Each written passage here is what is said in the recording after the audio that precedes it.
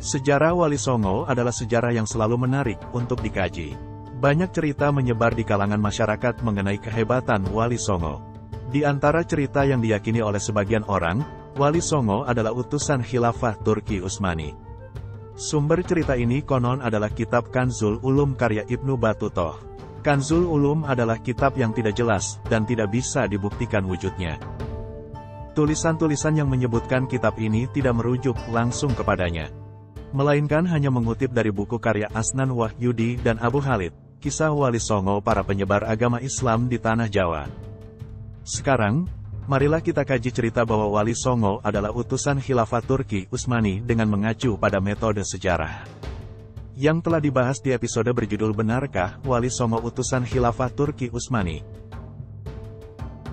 Ibnu Battutoh, orang yang dianggap sebagai pengarang kitab ini, hidup pada tahun 1304 sampai tahun 1369 Masehi. Sementara itu, Sultan Muhammad I, orang yang dianggap telah mengirimkan para ulama Wali Songo, sehingga kisahnya ditulis oleh Ibnu Battutoh, hidup pada tahun 1379 sampai tahun 1421 Masehi. Ada jarak 10 tahun antara kematian Ibnu Battutoh tahun 1369 dan kelahiran Sultan Muhammad I tahun 1379. Pertanyaannya, kapan kedua orang ini bertemu?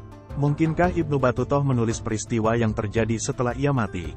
Anggapan bahwa Turki Utsmani sudah menjadi khilafah pada masa Sultan Muhammad I adalah ahistoris. Saat itu, Turki Utsmani baru berupa daulah. Sultan Turki Utsmani pertama yang diakui secara resmi sebagai khalifah adalah Sultan Salim pertama tahun 1512 sampai tahun 1520.